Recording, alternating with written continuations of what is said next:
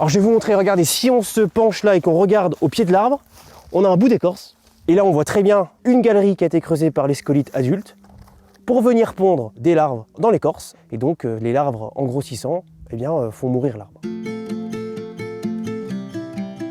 Et l'eau brute, ici aujourd'hui nous sommes dans la forêt de Maubourg-Rosemont, une propriété d'Axa qui se situe sur la commune de Nolay dans la Nièvre. Donc on voit une bande où il n'y a plus d'arbres avec un sol nu. Et donc ici spécifiquement c'est là où il y avait les épicéas communs qui ont subi une attaque de scolytes. Alors effectivement le changement climatique accentue la prolifération des scolytes. On le voit depuis quelques années, on a des sécheresses à répétition qui vont fragiliser les arbres et donc le scolyte va pouvoir pénétrer plus facilement à travers l'écorce pour faire mourir l'arbre. On a essayé de récolter les épicéas le plus rapidement possible pour éviter que chaque bande ne soit atteinte. Donc on a des sols nus et donc il faut penser à renouveler la forêt parce qu'on prépare les forêts du futur. Ce qu'on commence à savoir, c'est qu'une forêt plus résiliente, il faut qu'elle soit diversifiée, c'est-à-dire avec plusieurs essences d'arbres. Par exemple, un scolyte, si vous lui mettez un feuillu et puis un autre résineux, il aura plus de chemin à faire pour passer d'un épicéa à un autre. L'objectif du projet Forest for Good, c'est de renouveler les forêts Axa qui ont été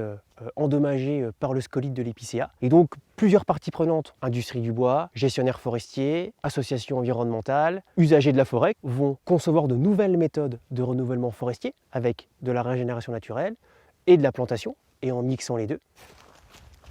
Si on se déplace un petit peu ici, on peut apercevoir des plants qui viennent de pépinières, comme ici. Donc voilà un plant qui a été planté. On voit aussi un deuxième là. Et puis donc cette parcelle a été plantée sur sa totalité. Alors ici, on est sur une parcelle donc en régénération naturelle. Donc on a laissé les grands arbres adultes. Ils ont fait tomber leurs graines. Donc ici, on a plusieurs essences qui ont poussé par des graines.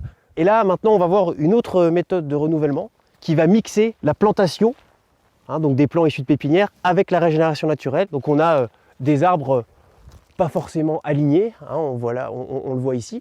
Et puis donc, par manque de régénération naturelle, parce que les graines ne germent pas forcément, on a mixé avec une plantation. Donc on voit les lignes ici.